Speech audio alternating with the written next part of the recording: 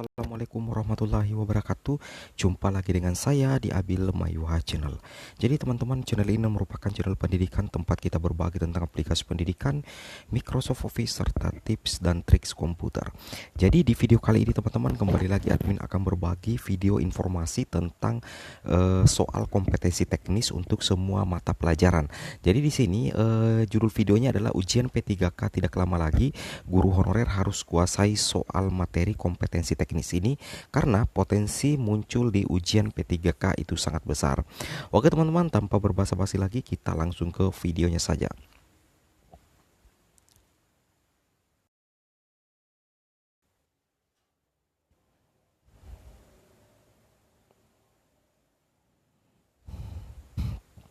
Jadi untuk soal nomor satu adalah berikut merupakan kelemahan soal pilihan ganda kecuali. Jadi ini kita akan membahas sedikit tentang apa sih sebenarnya kelemahan dari soal pilihan ganda itu, tetapi ada kata kecuali, berarti yang bukan merupakan kelemahan dari soal pilihan ganda. Nah di sini teman-teman silakan tentukan dulu jawabannya untuk soal nomor satu, 5, 4, 3, 2, 1. Oke, nah sekarang giliran admin yang akan menjawab pertanyaan ini. Berikut merupakan kelemahan soal pilihan ganda kecuali A. Memerlukan waktu yang relatif lama untuk menulisnya, berarti termasuk juga, berarti bukan jawabannya ini. Kemudian B. Sulit membuat jawaban pengeco yang homogen. Ya, ini adalah merupakan termasuk juga ya, berarti yang bukan. Terdapat peluang untuk menebak kunci jawaban, ya termasuk kelemahan juga teman-teman ya. Kemungkinan siswa yang mencontek besar, ya termasuk, karena gampang sekali kalau kita ingin mencontek soal pilihan ganda dari teman ya, itu gampang sekali. Berarti untuk bagian D itu atau pilihan D itu termasuk kelemahan dari soal pilihan ganda, seperti itu. Kemudian untuk E adalah mudah dan cepat dalam penyusunannya. Nah, mudah dan cepat dalam penyusunannya ini bukan merupakan kelemahan dari soal pilihan ganda teman-teman ya. Bahkan ini adalah menjadi kelebihan tersendiri dari soal pilihan ganda. Jadi di sini kan ada kata kecuali, berarti yang bukan kelemahan dari soal pilihan ganda. Jadi jawabannya adalah E, mudah dan cepat dalam penyusunannya. Seperti itu teman-teman ya. Oke, kita lanjut ke pembahasannya untuk soal pilihan ganda ini. Di sini teman-teman, admin sudah menyiapkan tentang kelebihan dan kelemahan dari soal pilihan ganda. Nah, untuk kelebihan dari soal pilihan ganda itu adalah yang pertama, mudah koreksinya, kemudian yang kedua, waktu koreksi lebih cepat, yang ketiga, mengcover materi lebih luas, dan yang keempat, mudah dianalisis sampai poin 14. Jadi teman-teman silakan baca untuk kelebihan dari soal pilihan ganda itu sendiri. Kemudian untuk kelemahan dari soal pilihan ganda itu yang pertama itu adalah membuat soal memerlukan waktu yang lama, 2. Sulit membuat pengeco, 3. Lebih bersifat subjektif, artinya siswa menjawab bersifat tebak-tebakan, kemudian 4. Tidak dapat mengetahui proses langkah-langkah siswa dalam menyelesaikan soal. Nah, silakan teman-teman baca juga sampai nomor 11 seperti itu. Jadi ini adalah kelemahan dan kelebihan dan kelemahan dari soal pilihan ganda teman-teman ya. Dan teman-teman tentunya sudah bisa menjawab tadi ya, seperti itu. Kita lanjut untuk soal berikutnya. Soal berikutnya adalah rumusan tujuan pembelajaran yang benar dengan mengintegrasikan ICT ya. Jadi ICT itu semacam pengintegrasian teknologi dalam rumusan tujuan pembelajaran teman-teman ya. Itu yang admin pahami, bahwa untuk ICT itu adalah rumusan tujuan pembelajaran yang mengintegrasikan teknologi sebenarnya teman-teman ya. Jadi yang pertama itu pilihannya adalah A. Setelah mengamati tumbuhan di halaman, siswa mampu menyebutkan bentuk dan fungsi bagian tumbuhan yang baik. B. Setelah mengamati amuba melalui mikroskop, siswa mampu menjelaskan mikroorganisme dengan benar.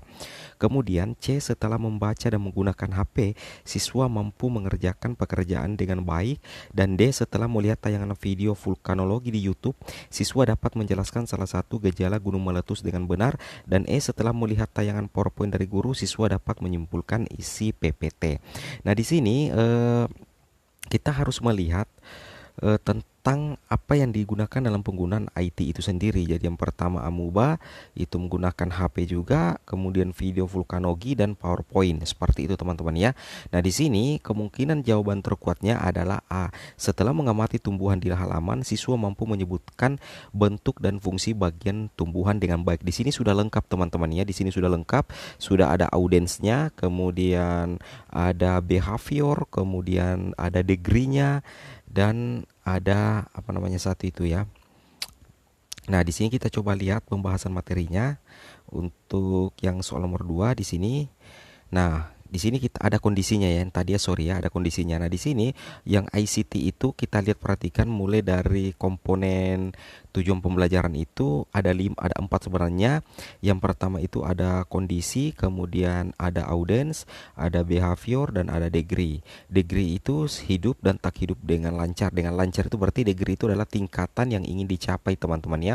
Kemudian behavior itu adalah itu kata kerja apa yang mereka lakukan, misalkan membaca ya, membaca teks deskriptif itu dikatakan behavior, sedangkan kondisi itu adalah mengamati contoh, sedangkan siswa itu adalah audiens. Di sini ada audiensnya semua seperti itu audiens ya.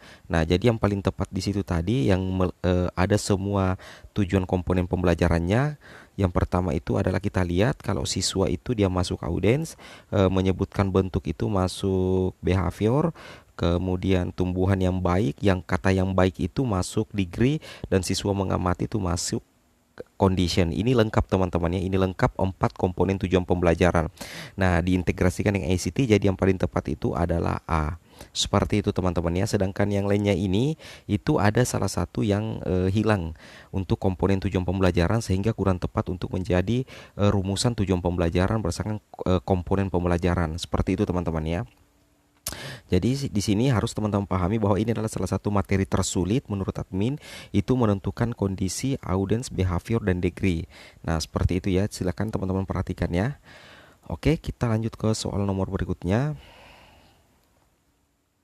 Soal nomor berikutnya adalah indikator pencapaian kompetensi atau IPK ya. Saya ulangi, indikator pencapaian kompetensi atau IPK berorientasi HOTS yang paling tepat yaitu. Nah, di sini teman-teman, ini kita lihat KKO mana yang termasuk ke dalam HOTS atau lost.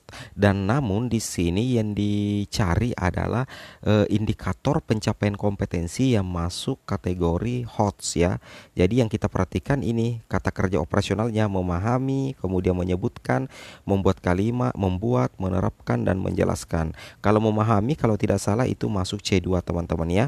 Kalau membuat itu masuk C6 atau mencipta. C6 ini termasuk kata KKO yang dikatakan indikator atau IPK yang HOTS ya teman-teman ya, HOTS. Sedangkan menerapkan dan menjelaskan itu semuanya LOS teman-teman ya. Nah, sekarang silakan teman-teman pilih, tentukan dulu jawabannya, atau admin perlihatkan dulu KKO-nya supaya teman-teman bisa melihat ya. Nah, di sini adalah KKO-nya teman-teman ya. Nah, untuk C5 dengan C6 itu masuk HOTS ya, itu masuk HOTS karena dia mengevaluasi atau mencipta atau membuat ya. Kemudian mengingat, kemudian memahami itu masuk close. Sedangkan mengaplikasikan dengan menganalisis itu sebenarnya masuk medium sebenarnya teman-teman ya. Itu masuk medium. Nah, pertanyaan sekarang yang ditanyakan di soal tadi itu adalah yang berorientasi HOTS. Nah, jadi antara C5 dengan C6. Nah, kita lihat untuk C6-nya itu kan mencipta, berarti dia membuat teman-teman ya. Nah, sekarang kita kembali ke soal. Nah, mungkin sudah jawab ya.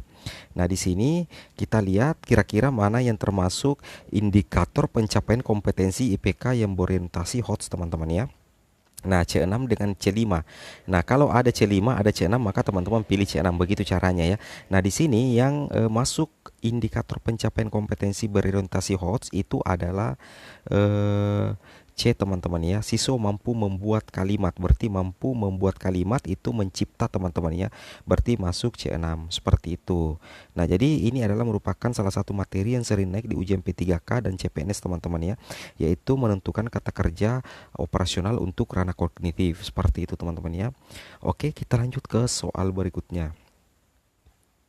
Nah, ini soalnya teman-teman ya. Nah, sebelum admin membacakan soalnya, silakan teman-teman jawab terlebih dahulu. 5, 4, 3, 2, 1. Kemudian teman-teman silakan komentar di kolom komentar dengan memilih salah satu opsi jawaban yang teman-teman anggap paling benar dan menuliskan keterangannya. Misalkan teman-teman memilih teori kognitivisme, teman-teman tuliskan teori kognitivisme. Seperti itu ya. Nah, di sini kita baca teman-teman ya. Menurut pandangan aliran ini, belajar adalah perubahan persepsi dan pemahaman pemahaman yang hal tersebut tidak selalu berbentuk perubahan tingkah laku yang bisa diamati. Teori belajar tersebut adalah apakah A. teori kognitivisme, kemudian B. teori behavior, teori afektivisme, teori humanistik, dan teori konstruktivistik. Nah, di sini kita garis memang dulu ini yang C karena itu cuman jawaban pengecoh teman-teman ya. Kalau teori kognitivisme itu berdasarkan ilmu pengetahuan teman-teman ya. Kemudian teori behaviorisme itu berdasarkan perubahan tingkah laku. Sedangkan kata kuncinya di sini mengatakan tidak selalu berbentuk perubahan tingkah laku teman-teman ya. Berarti ini teori behaviorisme itu sudah tidak masuk lagi. Berarti kita garis karena di sini mengatakan tidak selalu berbentuk perubahan tingkah laku. Nah, sedangkan teori behavior itu adalah berdasarkan perubahan tingkah laku. Berarti memang kebalikannya. Berarti B dengan C itu bukan termasuk. Sedangkan teori humanistik berarti itu adalah memanusiakan manusia, itu perubahan tingkah laku, memanusiakan manusia. Sedangkan teori konstruktivisme itu adalah kemampuan siswa bagaimana membuat konsep atau melakukan sesuatu. Berarti itu maksud dalam teori konstruktivisme. Sedangkan di sini kita lihat menurut pandangan aliran ini, belajar adalah perubahan persepsi dan pemahaman hal tersebut tidak selalu berbentuk perubahan tingkah laku yang bisa diamati. Di sini ada kata belajar, kemudian ada perubahan persepsi dan pemahaman. Berarti menurut admin sendiri itu masuk ke dalam ranah teori kognitivisme. Nah, bagi teman-teman yang tidak sependapat dengan admin, silahkan komen di kolom komentar beserta jawabannya. Nah, sekarang kita lihat pembahasannya di sini teman-temannya, itu masuk teori kognitivisme. Nah, ini bedanya teman-teman ya. Berbeda dengan teori behavioristik, teori kognitivisme lebih mementingkan proses belajar daripada hasil belajarnya. Nah, teori ini mengatakan bahwa belajar tidak sekedar melibatkan hubungan antara stimulus dan respon, melainkan tingkah laku seseorang ditentukan oleh persepsi dan pemahaman. Ini yang tadi di soal ada kata persepsi serta pemahaman. Berarti memang jawabannya adalah teori kognitivisme. Luar biasa teman-teman ya. Jadi teman-teman harus teliti untuk menjawab soal yang berkaitan dengan teori-teori belajar. Kemudian soal berikutnya adalah menurut teori ini bahwa dalam proses pembelajaran siswa yang harus mendapatkan penekanan. Merekalah yang harus aktif mengembangkan pengetahuan mereka, bukan pengajar atau orang lain. Teori belajar yang dimaksud adalah apa? A. Teori kognitivisme, B. Teori behaviorisme, C. Teori afektivisme, D. Teori humanistik, dan teori konstruktivisme. Jadi kita garis teori afektivisme karena itu adalah pengecoh saja teman-teman ya. Nah, di sini ada kata-kata mereka yang harus aktif mengembangkan pengetahuan mereka. Jadi, di sini kemungkinan besar jawabannya, silakan jawab dulu teman-teman ya, 5, 4, 3, 2, 1. Nah, jawabannya di sini kemungkinan adalah teori konstruktivisme. Karena teori konstruktivistik itu adalah teori yang mengembangkan pengetahuan, membuat konsep atau menganalisis konsep. Jadi, jawaban yang cocok adalah teori konstruktivistik karena di sini ada kata kunci mengembangkan pengetahuan mereka. Seperti itu. Nah, sekarang kita lihat pembahasannya di sini, teman-teman. Nah, di sini ada pembahasannya. Ini adalah berdasarkan modul SIM PKB teman-teman ya. Ini berdasarkan modul SIM PKB. Di sini dikatakan teori konstruktivisme adalah teori belajar konstruktivistik memahami belajar sebagai proses pembentukan konstruksi pengetahuan oleh peserta didik itu sendiri. Nah, di sini ada pembentukan pengetahuan oleh peserta didik itu sendiri. Itu yang dikatakan teori konstruktivistik. Nah, jadi teman-teman harus pahami bahwa konstruksi itu adalah bagaimana proses pembentukan pengetahuan oleh peserta didik itu sendiri. Nah, di sini kita lanjut, pengetahuan ada di dalam diri seseorang yang sedang mengetahui, dengan kata lain karena pembentukan pengetahuan adalah peserta didik itu sendiri. Jadi betul-betul peserta didik yang aktif untuk mengembangkan pengetahuannya. Jadi cukup jelas bahwa jawabannya tadi adalah teori konstruktivisme. Oke, kita lanjut ke soal berikutnya teman-teman ya. Soal berikutnya adalah proses belajar dianggap berhasil jika si pelajar memahami lingkungannya dan dirinya sendiri. Siswa dalam proses belajarnya harus berusaha agar lambat laun ia mampu mencapai aktualisasi diri dengan sebaik-baiknya. Teori belajar yang dimaksud adalah A. Teori kognitivisme, B. Teori behaviorisme, C. Teori afektivisme, D. Teori humanistik, dan teori konstruktivistik. Nah, silahkan teman-teman tentukan jawaban teman-teman. Apakah jawabannya teori kognitivisme, behaviorisme, afektivisme, teori humanistik, humanistik dan teori konstruktivistik. Nah, di sini kata kuncinya adalah si pelajar memahami lingkungannya dan dirinya sendiri. Berarti kalau ada kata dirinya sendiri dengan memahami lingkungannya, berarti itu adalah memanusiakan manusia, teman-teman ya. Berarti itu untuk dirinya sendiri. Berarti ini dirinya sendiri, berarti manusia itu sendiri. Berarti kemungkinan besar jawabannya adalah teori humanistik. Karena humanistik itu adalah manusia atau memanusiakan manusia. Jadi ada kata dirinya sendiri, berarti itu adalah manusia itu sendiri, seperti itu. Nah, di sini kita coba lihat teman-teman ya. Nah, di sini jelas bahwa teori humanistik berasumsi bahwa teori belajar apapun baik dan dapat dimanfaatkan asal tujuannya untuk memanusiakan manusia. Nah, di sini yaitu pencapaian aktualisasi diri, pemahaman diri serta realisasi diri orang belajar secara optimal itu di ACG tahun 2011 seperti itu. Jadi sudah tepat jawabannya teman ya, teman teori humanistik seperti itu. Oke teman-teman, mungkin cukup sampai di sini video soal kita tentang kompetensi teknis bagian pedagogik. Nah, teman-teman wajib untuk memahami materi teori ini karena itu selalu muncul di apa namanya ya, di ujian P3K nantinya, dan admin jamin bahwa sekitar 90% pasti ada teori belajar yang masuk. Apakah itu teori konstruktivistik, teori behavior, kemudian teori humanistik, teori kognitivisme. Nah, salah satunya mungkin atau bahkan 2-3 soal yang muncul. Jadi akhir kata admin ucapkan banyak terima kasih, semangat terus. Assalamualaikum warahmatullahi wabarakatuh.